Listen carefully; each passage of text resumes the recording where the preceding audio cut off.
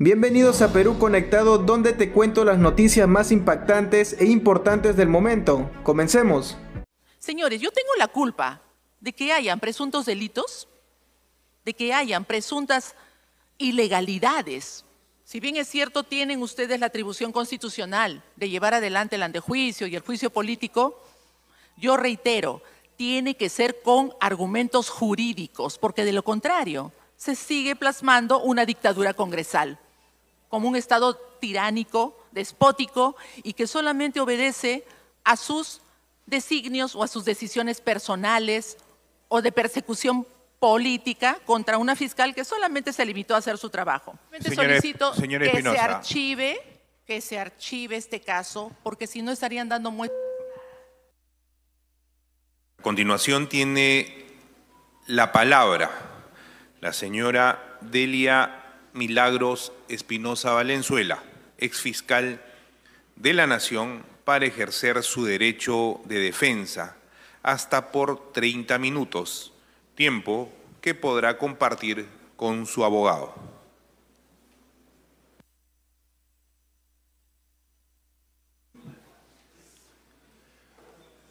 Buenos días, presidente. Rodolfo Pérez, abogado de la defensa técnica de la doctora Delia Espinosa.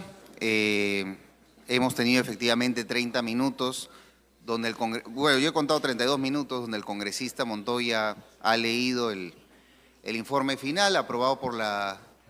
Tiene los 32 minutos, señor abogado. Adelante. Muchísimas gracias. Me parece correcto, en nombre de la igualdad procesal.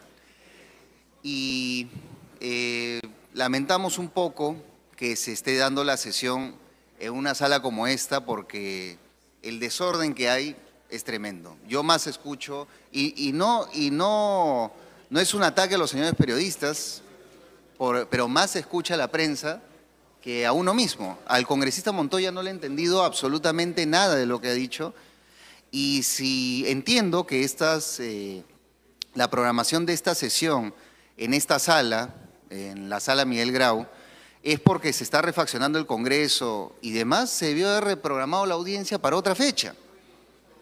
Pero bueno, estamos acá y tenemos que ejercer nuestro derecho a la defensa, pero creo que es un indicio más de cuánto se quiere, de lo rápido que se quiere avanzar en este caso y la disposición que tiene el Parlamento, porque tranquilamente esta audiencia ha podido ser reprogramada. Se está haciendo la presentación, por favor. No sé si está pasándose la presentación, pero creo que es importante. Me parece que sí. No he solicitado el permiso correspondiente. Solicito el permiso para hacer la presentación del caso. Autorizado, señor abogado, y le voy a solicitar a los medios de comunicación que están en la sala guardar las formas para llevar esta reunión de manera correcta. Autorizado, adelante. Perfecto, muchas gracias. La base de nuestra defensa, señor presidente, es que la fiscal de la Nación es la única autoridad que puede denunciar constitucionalmente a congresistas y que en el caso concreto la fiscal de la Nación ha cumplido con su deber de denunciar a los congresistas por los hechos que se han ventilado y que entiendo que todos los congresistas acá tienen conocimiento. ¿Y por qué decimos que cumplió su deber? ¿Por qué decimos que cumplió su deber? Porque la doctora efectivamente encontró un caso, cuando asumió como fiscal de la Nación, relevante, que muy bien se ha dicho, es un acto parlamentario que se dio en la Comisión de Defensa y que surge la controversia de un proyecto de ley, el proyecto de ley que se debatió y el cambio que se produjo, la modificación del proyecto de ley 319, que finalmente genera la ley 31473. Pero ¿qué pasó en el intermedio en la Comisión de Defensa? Eso es lo que hoy nos lleva al caso fundamental. Es que del proyecto original, que era un proyecto para que los pensionistas de las Fuerzas Armadas y la Policía Nacional puedan ejercer funciones y labores en otras entidades públicas, lo que se tuvo en el dictamen aprobado fueron dos modificaciones sustanciales. La primera es que iba a haber una percepción simultánea de remuneración y pensión sin tope. Y esto en la práctica lo que quiere decir es un doble sueldo sin tope. Yo sé que hay muchos congresistas que se ofenden de que se les diga doble sueldo, pero para la ciudadanía y para la opinión pública en general, el recibir dos ingresos del Estado se entiende como un doble sueldo y además de ello sin ningún tipo de tope, ningún tipo de limitación remunerativa, lo cual obviamente beneficia a las autoridades, a los funcionarios y a los congresistas que tienen ingresos altos. En segundo lugar, el artículo 3 del dictamen aprobado decía que la autorización contenida en la ley es de aplicación para quienes ejercen cargos de elección popular, es decir, para congresistas, alcaldes y gobernadores. Pero este proyecto se aprueba en la Comisión de Defensa, entonces beneficiaba directamente a los congresistas que eran pensionistas. Y este conflicto de interés, además que es impulsado por los congresistas mencionados, particularmente por el congresista Cueto, que envió un documento solicitando que se acelere el trámite. Entonces, frente a esta situación, también lo que tenemos es que hubo una opinión desfavorable del Ministerio del Interior y del Ministerio de Defensa, que son los ministerios competentes en la materia, y que señalaban justamente el problema del tope, la unidad impositiva del servicio público como máximo, 6 unidades en ese sentido. Entonces, ese asunto fue cuestionado por los dos ministerios competentes. Y además de ello, lo que se tiene en esta denuncia es que el fiscal de la Nación, interino, porque también se habla de que la doctora fue quien inició la denuncia, y no inició la denuncia la doctora, sino que esta denuncia fue iniciada por el fiscal de la Nación interino, Juan Carlos Villena, y que reunió elementos de convicción para denunciar a los congresistas por negociación incompatible o aprovechamiento indebido del cargo. Es en ese contexto que la denuncia constitucional 549 es presentada. No es una denuncia, como se señala, por hacer o por algún tipo de animadversión con algún congresista o con alguna institución, sino porque habían fundados elementos de convicción para interponer la denuncia correspondiente. En segundo lugar, el hecho mismo de interponer una denuncia constitucional no implica que se hace responsables a los congresistas. Esto es algo muy claro y es una cuestión procesal que tiene que quedar absolutamente clara. Por favor, si pueden avanzar un poco más. Investigar no es responsabilizar. Y acá se ha mencionado mucho el tema del artículo 93 de la Constitución. Y es que se señala que al hecho de presentar una denuncia constitucional contra congresistas por su actuación como tales, eso genera los está responsabilizando por sus votos o por sus opiniones. Y tanto la investigación como la postulación de una denuncia constitucional no está responsabilizando a los congresistas. Hay que recordar, todos aquí han visto denuncias constitucionales, dice presunta responsabilidad. Y el adjetivo presunta se acompaña más de 50 veces en la denuncia constitucional correspondiente. Entonces hay que recordar qué es lo que hace el Ministerio Público. Un fiscal lo que hace es investigar, plantear casos y traslada hallazgos. ¿Y qué es lo que no hace un fiscal? No juzga, no condena y no sanciona. ¿Quién es la institución? ¿Quién decide realmente sobre la responsabilidad de los congresistas? ¿Quién lo hace? El Congreso de la República. En una denuncia constitucional de estas características, quien lo hace es el Congreso de la República. Y este es el camino. Primero, la fiscal de la Nación presenta una denuncia constitucional, esto es evaluado por la Subcomisión de Acusaciones Constitucionales, ahí se puede declarar improcedente o se puede elevar a la Comisión Permanente o al Pleno, luego va a la Comisión Permanente, luego al Pleno del Congreso y luego al Poder Judicial, que en una primera instancia y finalmente en una segunda instancia se determina la responsabilidad de congresistas. Se puede ver la distancia que hay entre ese acto realizado por la doctora y la final atribución de responsabilidad. Entonces, mi pregunta es, ¿por qué a la doctora la quieren inhabilitar 10 años nuevamente por en el ejercicio de la función pública, cuando no, ella, al presentar la denuncia constitucional, no determina ninguna responsabilidad de los congresistas? Jurídicamente, ¿qué valor tiene esto?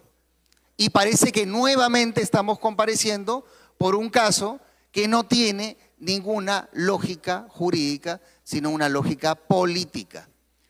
Y el hecho mismo de que se presenten estas denuncias constitucionales y que se expongan casos complejos que a los congresistas no les gustan y eso les molesta, les incomoda, les fastidia, eso no les da la razón, eso no les da el derecho a inhabilitar a la doctora de esta manera. Entonces, ¿qué es real? Y otro argumento que se ha planteado muchísimo es el argumento de la persecución. Muchos congresistas, justo el congresista que ha leído el informe y que se ha retirado, muchas veces ha señalado que los congresistas son perseguidos políticos, que se están denunciando a la totalidad de congresistas. Y esa es una narrativa que se ha repetido por algunos parlamentarios y también, lamentablemente, por algunos abogados que tienen opiniones completamente fuera del marco jurídico y son eminentemente políticas. Porque ¿cuál es la realidad aquí? La realidad concretamente es que en este Parlamento, desde el 2021 a la fecha, hay 0 sanciones a congresistas por denuncias constitucionales presentadas por el Ministerio Público. 0. Y la población, hay casos de 2 congresistas, un congresista que fue captado en flagrante delito y otra congresista que ha sido suspendida, pero no son denuncias constitucionales. En el caso concreto de evaluación de denuncias constitucionales y presentadas por la fiscal de la Nación, independientemente que sea la doctora u otra autoridad, hay 0 sanciones a congresistas. Y la prensa y la ciudadanía observa que hay todos estos casos. Por ejemplo, uso de recursos del Congreso para campaña, trabajadores fantasma, leyes con nombre propio, congresistas cortaúñas, mochasueldos, enriquecimiento ilícito, peculado y tráfico de influencias, por decirlo nomás algunos ejemplos. Pero frente a ello hay 0 sanciones a congresistas. Entonces, ¿qué nos está revelando eso? Que el Congreso más bien tiene una actitud de proteger a sus colegas y lamentablemente la frase otorongo, torongo no debe incomodar a los congresistas porque los propios congresistas con su actuación son los que lo están poniendo en la práctica. Entonces, finalmente, lo que está molestando o fastidiando al Parlamento es el hecho que esta situación se evidencie. Pero no hay una situación jurídica que tenga relevancia. Entonces, frente a ello también quisiéramos plantear solamente algunas observaciones del debido proceso para luego darle paso a la doctora, que va a hacer la defensa propiamente en materia penal. Yo les hago una pregunta. ¿Es posible un debido proceso dirigido por un congresista que está investigado? Pues eso es lo que ha pasado exactamente en este caso. El congresista Vergara, que es el congresista delegado, tiene una denuncia constitucional a 620. Y quiero hacer la pequeña precisión. Yo estoy ejerciendo la defensa de la doctora desde el inicio del presente caso, como abogado. Y desde que ha empezado el caso, al congresista Vergara no lo conocemos. No participó en la audiencia de descargos. No preguntó nada. Y tampoco está en esta sesión. tengo entendido. No sé si estará conectado, no conozco su voz. Pero a pesar de ello, hay toda esta información pública que la prensa y la ciudadanía puede ver en torno a él, que es de público conocimiento. Además, esta denuncia parece que no se está tramitando en la Subcomisión de Acusaciones Constitucionales. Siguiente, por favor, porque ahí se ve exactamente la ruta de esta situación. En julio del 2025, la doctora Espinosa presenta la denuncia constitucional contra el congresista Vergara. En octubre, el congresista es designado delegado para este caso, contra la propia fiscal que lo ha denunciado. Y en noviembre formula su informe final para inhabilitarla 10 años. De 4 meses, el congresista ha pasado de denunciado a juzgador. ¿Y por qué no otro? ¿No hay otro congresista en la Subcomisión de Acusaciones Constitucionales que no tenga conflicto de interés? ¿No se ha podido seleccionar a otra persona? Y acá viene lo más grave todavía. He mencionado que el congresista no participó en la audiencia de descargos, no hizo ninguna pregunta. También cuando se sustentó el informe ante la Subcomisión de Acusaciones Constitucionales, al igual que ahora, el congresista Montoya lo tuvo que leer porque el congresista no se pudo conectar. Sinceramente, no conozco cuál es la actividad procesal del congresista en este caso. Y finalmente, un día después de la audiencia, presenta el informe final que se acaba de leer, que tiene 57 folios. En menos de 24 horas, este congresista que no lo conocemos, que no hizo ninguna pregunta, que no hay ninguna evidencia que haya conocido el caso, presenta un informe de 57 páginas. Yo creo que no hay ningún juez en el país, ninguna sala, ningún funcionario que pueda producir un documento de esta magnitud como el que se acaba de leer en 24 horas, no sabiendo nada del caso. A menos que se lo hayan puesto para firmar y al menos que este proceso esté dirigido. Pero bueno, eso el propio congresista, que también creo que es integrante de la comisión permanente, debería aclarar. Y otras vulneraciones al debido proceso que se han producido en este caso y que están registradas. El ataque del congresista Cueto, que le acusó a la doctora en la audiencia en la Subcomisión de Acusaciones Constitucionales de estar comprendida por lavado de activos. Interrumpió la audiencia. Luego trató de rectificarse, pero eso ha quedado grabado. Y toda la prensa lo ha atestiguado. Los periodistas que nos han acompañado en la Subcomisión de Acusaciones Constitucionales pueden dar fe de ese incidente.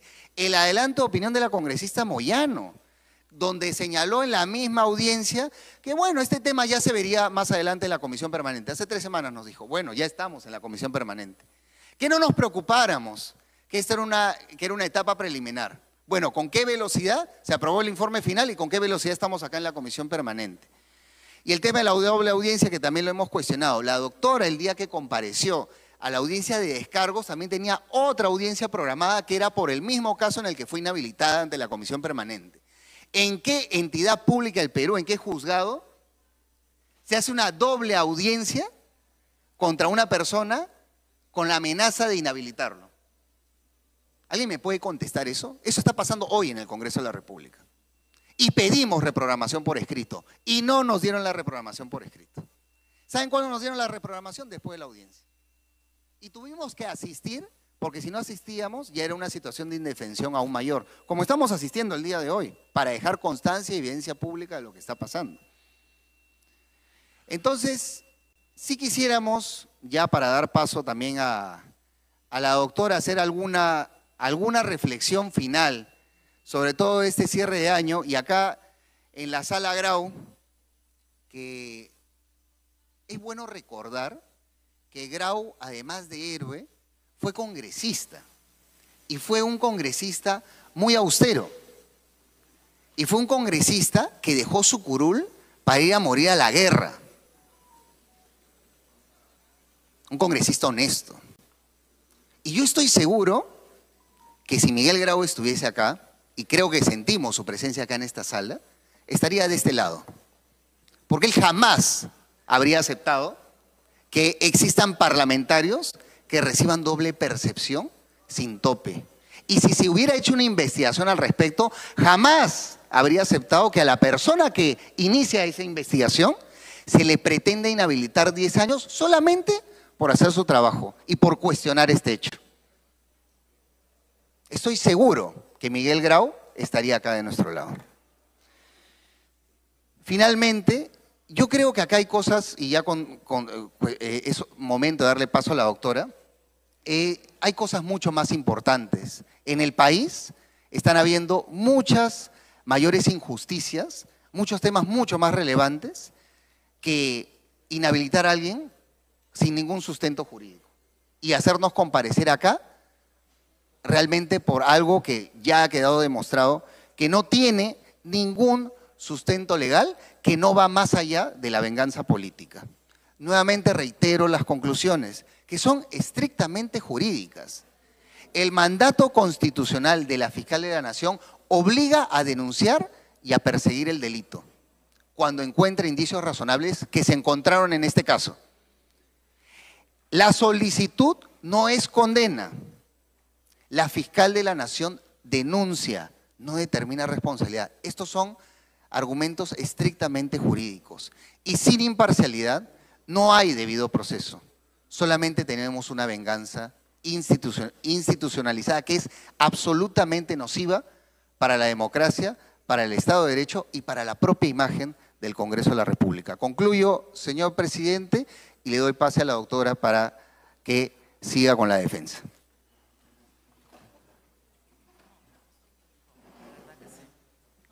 Adelante.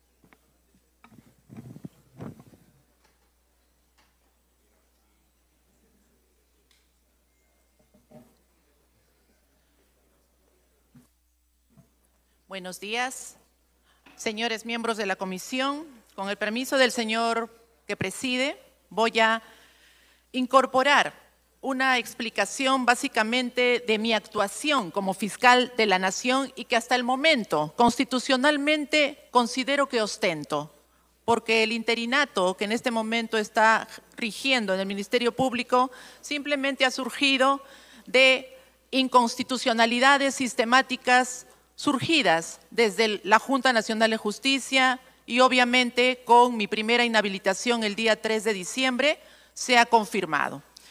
Vamos al punto central. Se me quiere inhabilitar por haber hecho mi trabajo. Y miren, voy a empezar reflexionando por la evidente contradicción del propio informe final leído por el señor Montoya.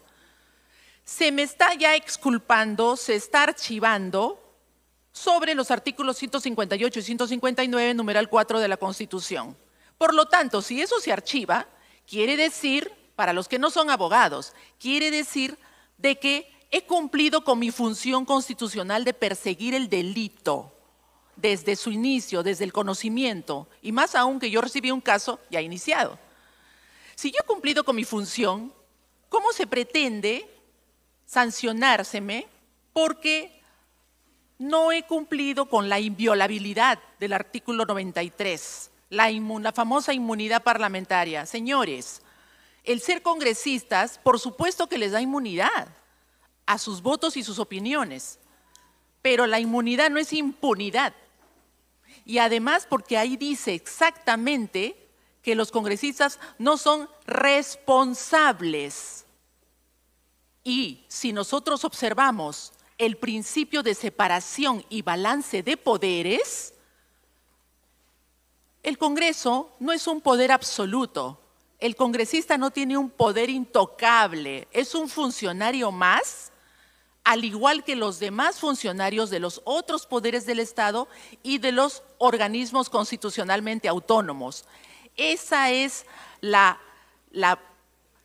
bondad que tiene la Constitución, ese es el beneficio que nos da la Constitución, de que el poder que es uno, y como bien lo dice el artículo 45 de la Constitución, que el poder del Estado que es uno y emana del pueblo, por supuesto que se distribuye Congreso, Poder Judicial, Poder Ejecutivo y también en diferentes funciones asignadas a los organismos constitucionalmente autónomos como el Ministerio Público. Si yo me voy a hacer de la vista gorda, disculpen la expresión, pero es más que todo porque me dirijo a la población peruana. encuentro una carpeta en la que un ciudadano presentó esa denuncia y se empezaron a hacer investigaciones por mi antecesor, el doctor Villena. Y yo la culmino y llego a la conclusión que, más allá del artículo 93, que no merecía motivación, y ahí se equivocan en el informe final. ¿Y saben por qué no merecía hacer una motivación como tanto lo exigen? Porque no hay responsabilidad que dicte o que defina o que determine el Ministerio Público. ¿Por qué tengo que hacer un análisis de lo que no me alcanza? Porque ahí dice bien claro, no son responsables. Los fiscales, señores, por favor, esto, para los que no son abogados, vuelvo a decir, pónganlo bien en su cabeza.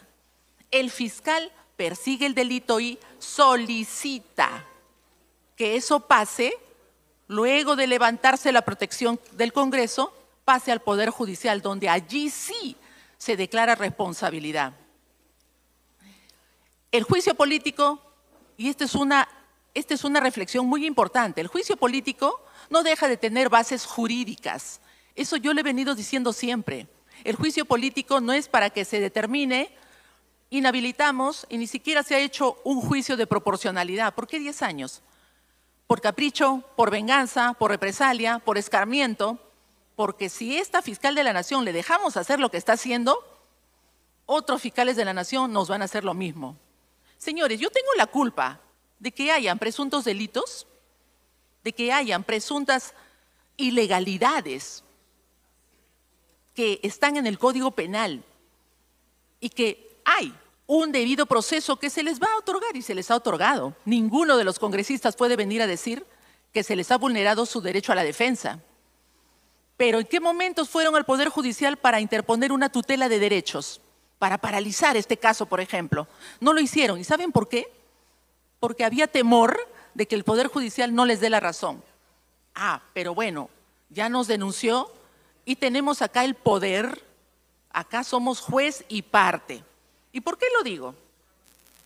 Porque, señores, si bien es cierto, tienen ustedes la atribución constitucional de llevar adelante el antejuicio y el juicio político, yo reitero, tiene que ser con argumentos jurídicos, porque de lo contrario se sigue plasmando una dictadura congresal, como un Estado tiránico, despótico y que solamente obedece a sus designios o a sus decisiones personales o de persecución política contra una fiscal que solamente se limitó a hacer su trabajo.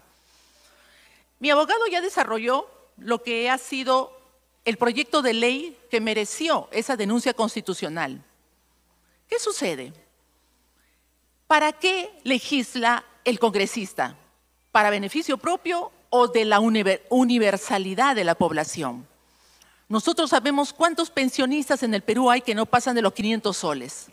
¿Cuántos pensionistas, cuántas personas que están con 200, 300 soles apenas al mes?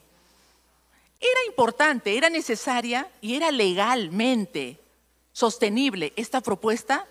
No, y se está demostrando. Yo siento vergüenza ajena porque este proyecto en su momento sí permitió que evidenciáramos la comisión del delito que está previsto en el artículo 399 del Código Penal. Aprovechamiento indebido del cargo. Hay dos modalidades, negociación incompatible, que no es prácticamente, pero sí aprovechamiento indebido del cargo, que tiene que ser por un funcionario público, el congresista lo es, en beneficio propio o de terceros. Beneficio propio de los 5 congresistas, 4 militares, exmilitares y un ex miembro de la Policía Nacional. Y de terceros también habla este artículo penal. Respecto de los demás congresistas, 6 congresistas que con conocimiento, con voluntad, con dolo, ese es el dolo, en lo penal. Y a pesar de que tuvieron informes provenientes de los ministerios de Defensa y del Interior, advirtiendo que podía haber un problema respecto de no poner un monto máximo, sino de que no tenga tope, de que no tenga límite, eso iba a afectar a los demás pensionistas que están allí recibiendo lo que digo, una miseria de dinero. Por lo tanto, eso nos lleva a concluir de que sí hubo estos elementos del artículo 399. Habla del contrato u operación. La operación ha sido desarrollada dentro de la jurisprudencia y la doctrina, de la doctrina penal, que no solamente se limita a lo económico, es para cautelar, señores, la buena marcha, la buena administración pública, la correcta administración del patrimonio y de los bienes del Estado. Por lo tanto, la palabra operación no debe limitarse solamente al aspecto económico, que en este caso lo es, porque cuando se aprueba esto, económicamente se benefició un grupo muy reducido, básicamente los denunciados y los terceros que les permitieron que se beneficiaran, congresistas, que por razón de su cargo, señores, por razón de su cargo, sin mirar la miseria que hay con muchos pensionistas en el Perú, agilizaron este proyecto. Por razón de su cargo como congresistas, como legisladores, que deben pensar en quiénes, qué pensionistas merecen realmente que se les mejore sus condiciones de ingreso mensual. Pero no, tuvo que ser este proyecto con mucha agilidad apresurado. Y el hecho que hayan votado no es que se ataque la inviolabilidad del voto. Ese no es el punto, por eso no distraigamos. No es un tema de votos, es un tema de lo que se aprobó al margen de la votación, pero precisamente a través de su votación votaron algo que va en contra de la propia Constitución, en el sentido de que están vulnerando sus funciones de legislar para el interés público, de legislar para el interés nacional y en este caso concreto, legislar para los pensionistas de todos los niveles y de todas las entidades públicas. No nos olvidemos que también hay un detalle. Acá ustedes, y sería bueno que se repase, el Código de Ética Parlamentaria, que en su artículo 4 dice: son deberes de conducta del congresista los siguientes. En el caso de participar en la discusión de temas, investigaciones o aprobación de leyes en las cuales puedan estar favorecidos intereses económicos directos, personales o familiares, deberá hacer explícitas tales vinculaciones. ¿Lo hicieron? Señores, no lo hicieron. Se olvidaron de su Código de Ética Parlamentaria. Y el Código de Ética de la Función Pública también, que exige en todo funcionario, y por supuesto también en los congresistas, imparcialidad, objetividad, probidad, que significa honestidad, correcta actuación para el normal funcionamiento de la administración pública. Por lo tanto, el rol que a través del artículo 45 se les ha dado ese honor de ser congresistas es para cumplir esas competencias propias del cargo y no simular que se está también, como lo aprobaron a fin de cuentas, la ley salió con un agregado. Incorporaron a todos los demás pensionistas de Fuerzas Armadas y policiales. Muy bien, pero fue para precisamente simular que estaban favoreciendo a toda la comunidad policial y militar. Pero se quedaron con ese agregado, que provengan de elección popular.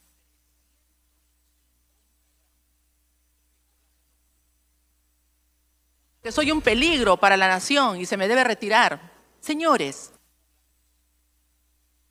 16 y el artículo 10 de la ley 29626 fue exonerado en este proyecto de ley que yo denuncié como aprovechamiento indebido del cargo. El tope es 15.600 cuando un pensionista ingresa a la administración pública, pero va a ser ya ahorita y se va a demostrar en diciembre. Los congresistas van a recibir más de 46.000 soles, bueno, gratificaciones, precisamente por esta ley. Los demás van a recibir máximo 15.600, que es muy bueno. ¿Y qué pasa con los demás pensionistas? La 1990, el resto. ¿Qué pasa? ¿Cómo van a pasar Navidad? Y finalmente, quiero insistir en que este delito, si bien es cierto, se cometió porque es un delito de peligro. ¿Qué significa delito de peligro? De que por más que hayan arreglado el proyecto y aprobaron incorporando a más personal, a todos, de la administración militar y policial, eso no quita de que ya se cometió el delito. No tiene que haber necesariamente una ejecución mayor. El solo hecho de proponerlo, y eso muchos tratadistas que me están escuchando, juristas en este momento, saben que esa es una consumación.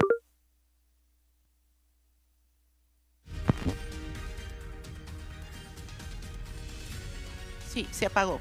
Esto, señor, Sí. simplemente Señora- solicito señora que Espinosa. se archive este caso, porque si no estarían dando muestras.